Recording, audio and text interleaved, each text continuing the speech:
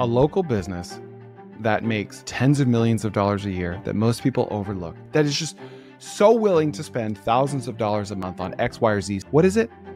I found a website that's really, really interesting, and I want to monetize it somehow. I don't think you need to be a CPA. I think you can use ChatGPT and just the stuff that's already out there, but just focus on helping entrepreneurs save. Car dealerships spend a stupid amount of money on marketing, direct mail, SEO, you name it. If it might work, they will buy it. All of a sudden, you've got $92,000 that's gone away into a savings account that you're not paying taxes on.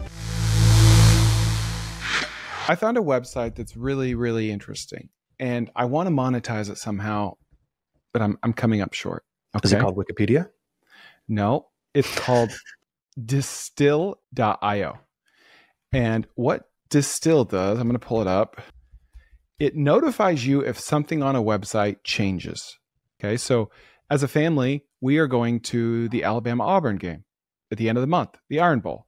But with sports tickets, it can range. If Alabama loses the next 2 weeks, they're going to be cheaper, right?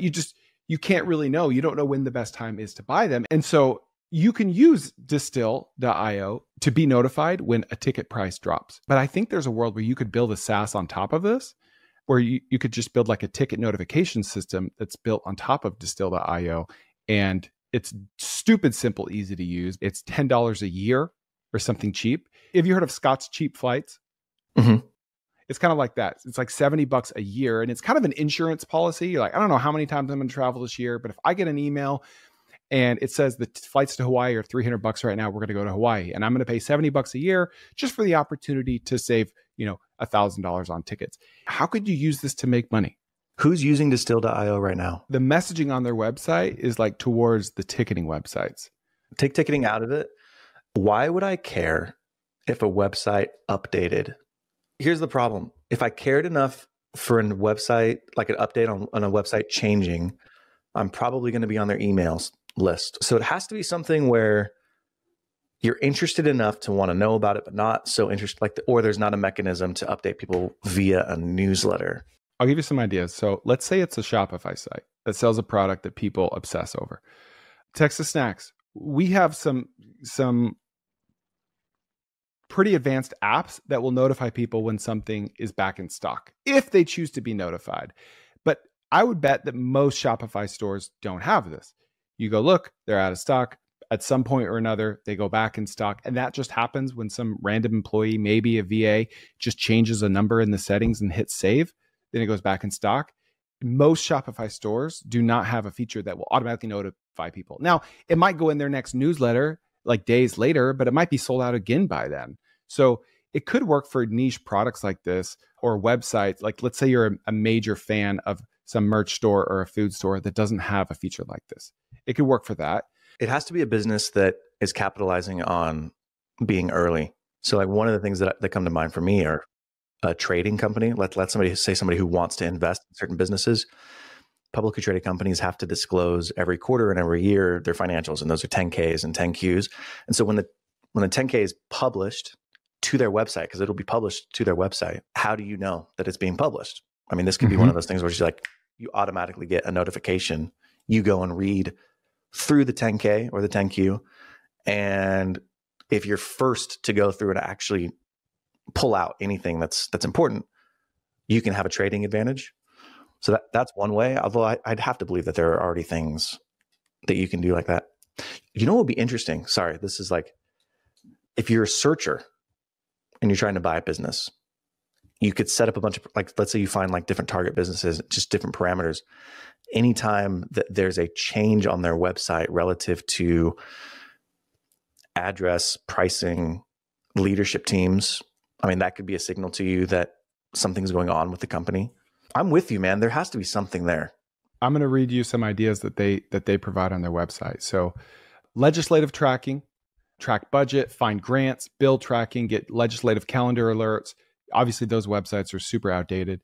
Enterprise solutions, medicine and health, jobs, monitoring new jobs being posted, legal tracker, patents, real estate, track zoning laws, stuff like that. So basically, any of these ideas you could build a business on top of, right? Like you could build a small SaaS tool that just tracks zoning law changes in Los Angeles County. right? There's a lot of people that would really need and want to know that as soon as possible, or it could cost them a lot of money, right? It's true. Investigative content strategy, spy on your competitors, ticketing, cybersecurity. And I was just thinking, more broadly speaking, as a framework, I love reaching out to companies like this and asking whoever is reading my email, how are people using this? In what creative ways are people using this? So do you remember when I used to have an RV that I rented out? Mm-hmm. So I rented it on RV Share. And I was getting my MBA at TCU at the time, which meant I had a lot of free time on my hands to surf the internet while I was supposed to be learning. And I distinctly remember sitting in class, making a spreadsheet, running all these searches on RV Share, trying to reverse engineer what the most in-demand type of RV was. You've got a Class A, which looks like a tour bus, Class B, which is like a converted van, and Class C, which is like a motorhome. It's like an RV with the engine attached, right? And I distinctly remember saying, all right, Dallas County, for this weekend, how many Class A, B, Cs are available for rent? This weekend, no notice. All right, there's 86 Class A's, there's 82 Class B's, and there's 9 Class C's. Huh, interesting. Well, maybe there just aren't that many Class C's listed. Let's look 6 months out where few people have booked. Same search. Oh, there's 92 Class A's, there's 90 Class B's, and there's 60 Class C's. Interesting. So there's just about as many listed in each category, but Class C is being rented by far the most. So if I want to go out and buy an RV, let's say I haven't yet, I'm going to buy a Class C. And you can do this with Airbnb. What types of Airbnbs? We've talked about this in the past. You can reverse engineer just on Airbnb's homepage. What is the most in demand just by searching for this weekend and for a year out, right? I think I have an idea for this. Hold it. Oh, yeah. Sorry, go ahead. No. All right. So I made this big spreadsheet and I was able to get really close on like, what is the best type of RV to buy? Because then you look at the price and you're like, the price for all three of these RVs are about the same, but a Class C is rented 4 times as often. Why would I buy something else if I'm doing this as a business? Now, if I want to buy an RV for my family, it's another story. Yeah. And so I reached out to RV Share at the time, and they were pretty small at the time. And I said, hey, I'd love to talk to someone. I know I sound crazy. Look at my spreadsheet. Am I in the ballpark here? Like, because I haven't bought the RV yet. I want to buy something that's good for my family, and also I can rent out. Turns out we wanted to buy a Class C anyway. And then I sent it to this guy, and he's like, hey, can you have time for a call? I'm like, yeah, I guess. So I hop on the phone. He's like, where did you get this data? I'm like, from your homepage. He's like, this is exactly right. Like, I wish I could shout it from the rooftops. Like, Class C. Like, if you want to do RV Share as a business, Class C RVs. And I'm like, oh, cool. It worked. And he was like super impressed. But I'm like, literally, I just ran searches on your website. So yeah, that is the framework here of just like, when you see something that's interesting, reach out to the business and be like, how can I make money with this? How are people making money with this? How are people using this in surprising ways? And you can come up with all kinds of ideas. Hearing you talk, I think this would be an interesting thing to do. Let's say that I'm a company that sells RVs, right? And I'm trying to figure out a better way to convert on my landing page or on my sales page. Okay. I think what I would do is I would go and find 10 or 20 competitors, and then just on their purchase pages, let's say, set up an automation for any time that there's a change and see if I can pull any patterns. Because it's like, if they're all, maybe they've all changed the color of the buy now button, or maybe they've all changed their script and they made it shorter, right? Or maybe they're all changing it to mention financing as opposed to just paying cash. Like, who knows what the changes are? It'll take some sort of analysis on your end. But if you went and pulled maybe 20 competitors and then you're just seeing the updates as they come in, it would allow you to make your conversion even better, because you're seeing what's working for other people, because they're not changing those things on those high leverage pages unless it's working. Yes. But your idea just gave me another idea. And okay, I'm in. Dude, okay. So a local business that makes tens of millions of dollars a year that most people overlook, that has a huge marketing budget, that is just so willing to spend thousands of dollars a month on X, Y, or Z SaaS tool to give them a little edge. What is it? Car dealerships. Car dealerships spend a stupid amount of money on marketing, direct mail, SEO, you name it. If it might work, they will buy it. Okay. And I know this because I have a friend now in the space who sells software to these guys, and they spend like crazy. So dude, If I used to work at a car dealership in Tuscaloosa, Alabama, right? If I I'm a remember. dealership owner, if I own Nick Saban Nissan in Tuscaloosa, Alabama, I'm going to want to know how many Nissans my local competitors are selling.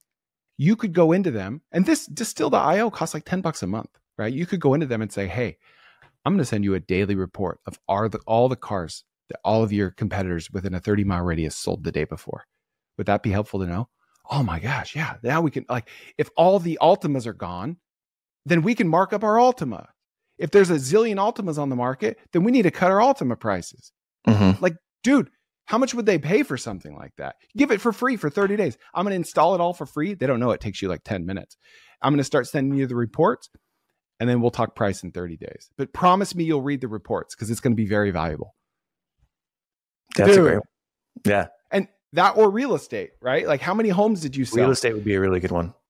But like, real estate's a little trickier because it's, in my experience, it's harder to sell into that. Whereas car dealerships have this marketing budget on their line item marketing budget that's massive. It's just like, yep, let's allocate $3,000 to this every month and see how it goes. Whereas real estate's, it's a little more stodgy. I think the framework is literally, where is there an arbitrage if you're quicker? If you're able to get information faster, where is there an arbitrage? And then you can reverse engineer into any business that has that function or component to it and use Distill.io. Yeah. I love it. All right. If you are watching this clip right now, you are watching this on YouTube. And if you are a fan of podcasts, please check out my podcast while you're at it, because sometimes I have podcasts that aren't on YouTube and sometimes I have YouTubes that aren't on podcasts. So check out the Kerner Office on any podcast platform, or you can go to tkopod.com. Also, my newsletter, we'll throw that in there. There are no ads. It's weekly. It's different content than my podcast and YouTube. Newsletter.chrisjkerner.com. You'll see the link, and we'll see you there. CPA or Silver Tsunami? Well, you know, the acronym CPA like gives me anxiety and makes me sleepy. So let's go Silver Tsunami. All right, let's go CPA. Silver Tsunami is the one I'm the most excited about, but I don't think we have enough time for it. All right. So, Chris, what's the biggest expense that employers have or business owners have that they feel like they have zero control over? Taxes. Taxes. Yeah, taxes, right? What I'm about to say, I don't think is a new idea or necessarily a novel idea, but I think it is novel in its application. But traditionally, you have a CPA, and CPAs are telling you when to file. They're helping you with bookkeeping. They might even be helping you kind of go through some tax strategy, but usually tax strategy is like way down the list, right? I think there's space for a tax Sherpa, specifically for entrepreneurs. And when you're talking to a CPA, how often do you talk to Ross? As infrequently as I'm able to. Yeah, maybe once or twice a year, and it's usually around filing deadlines, right? Just enough to not get audited, and even so, I've been audited. Yeah, but it's very rushed. You're like constantly feeling like you're under the gun.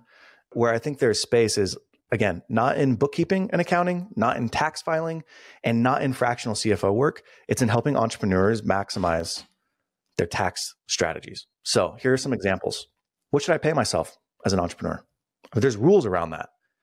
So you have to pay yourself something. Otherwise you get audited because you're avoiding certain taxes, but you can't pay yourself too much. Otherwise you're not complying with the IRS's rules. Okay. Mm-hmm. How should I handle retirement? Think of it like this. When you are a business owner, you can contribute to a 401k. Why is it important to contribute to a 401k?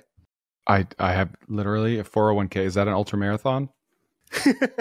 I don't know. So good. That's the most responsible thing that I know nothing about. A 401k allows you to put pre-tax dollars into a savings account that you don't have to pay. Listen to me, that you don't have to pay taxes on. So the idea is you're going to have a lower tax bracket when you retire than you do right now. So if I have $50,000 and I'm a business owner, I'm probably going to pay somewhere in the ballpark of like 30%, $15,000 in taxes. If I put that money into a 401k after I retire, and then my tax liability gets down to maybe 15%, well, I just cut my taxes in half, right? Here's the crazy thing. You can contribute up to $23,000 a year to a 401k, but the company can also match 100%. So for you as the entrepreneur, your company that you own, your company that you own. So you have to make sure you match everybody's. You can't just match like the owners, like there's certain rules. But theoretically, you could put $46,000 away pre-tax into a savings account that just sits there. Then you're like, well, that's not that much money. Like, okay, well, does your wife do anything in the business? Yeah, she does something in the business. Great. Pay her a salary and have it all go to the 401k and then match that 100%.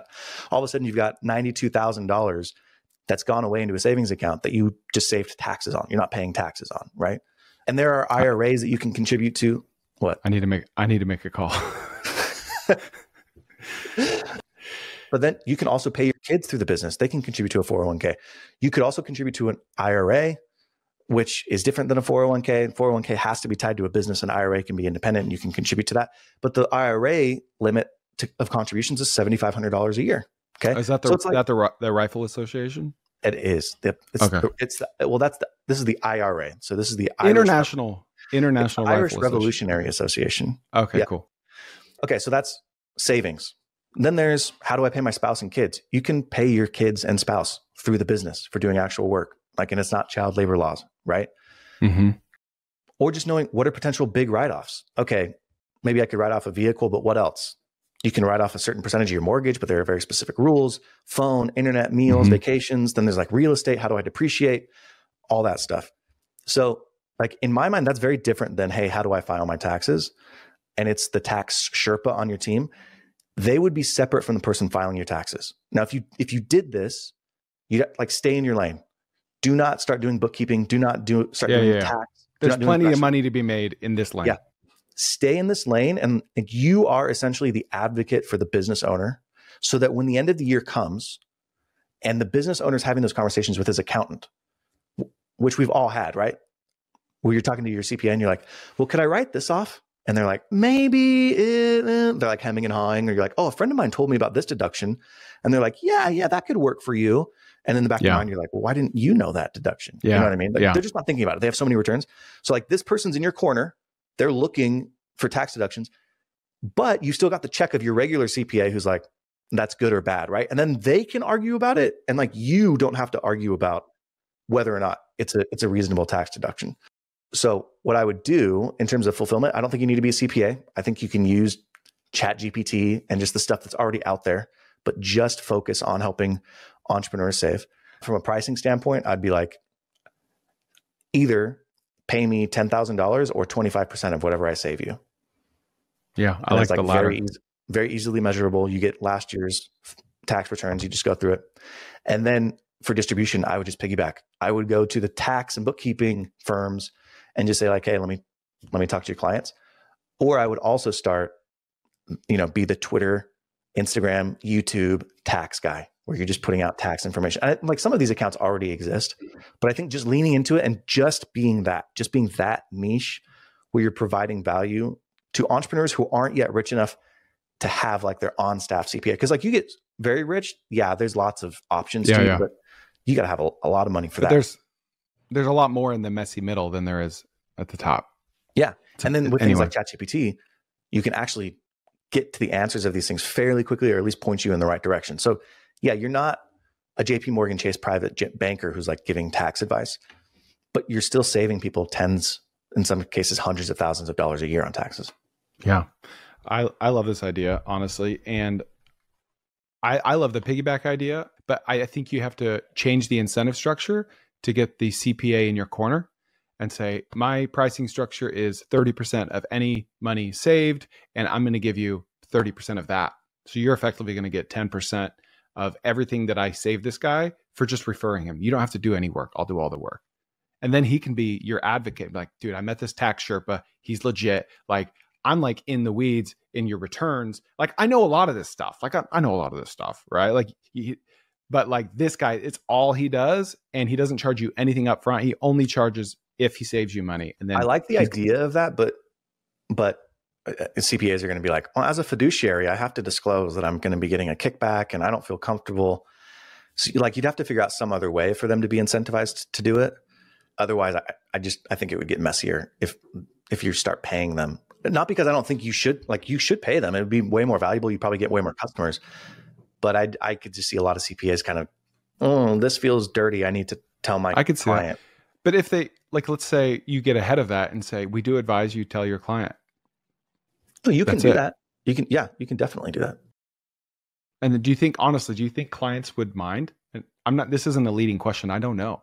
Like if my CPA came to me and said this and he's like, hey, he charges 30%. He is going to give me a cut out of that, but you don't have to pay me. You just pay him. I don't think I would mind.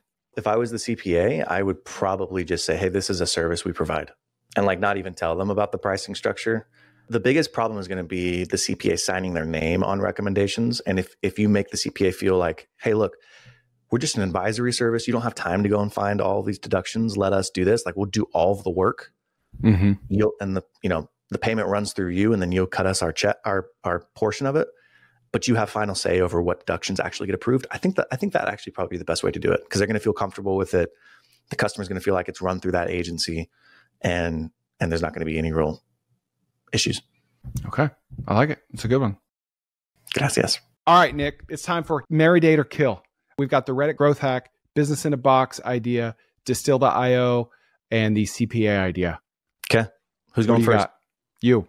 For me, marry the CPA idea. Date. Oh man, this is very selfish. Date, Distill. No, date, business in a box, kill Reddit. Okay. And then Distill is just in no man's land. Distill.io, the tracking software. Okay. What is your reasoning? No. You got to say yours first, and then we say our reasoning. Okay. Marry, date, or kill. I'm going to marry the Distill.io plan for car dealerships specifically. I really, really, really love that idea. Yeah, I'm going to date the Reddit growth hack idea, and I'm going to kill the business in a box idea. It's so weird that we both married and dated our own ideas. No, it's just a coincidence.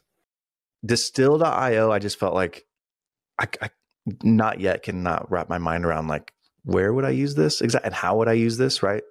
Same with the Reddit growth strategy. It's just like, how would I do this? I think they're both really good marketing strategies. I just don't know about how to build a business around those. Mm-hmm. That's fair. I didn't like Distill until we got to the very end of it and talked about the car dealership idea. I love that idea because you could start generating those reports for the car dealerships without them ever opting in, and just start emailing them to them. That's your distribution strategy. You give it to them for really free. Good idea. Yeah. And then you send an invoice. That's why I love that. Business in a box. I killed that because it's just hard. I think it's just hard to wrap my mind around. And I date the Reddit growth hack idea because I think it's underutilized, and more business people, more capitalists should own their own subreddit so they can monetize it. Done. I love it. All right. That's a wrap. That's a wrap. Jack. All right. What'd you think? I legitimately want to go start that car dealership tracking idea. I think that could be very valuable. So if you start it, please email me. Let me know how it's going, and we will feature you. Please share this with a friend, subscribe, and we'll see you next time.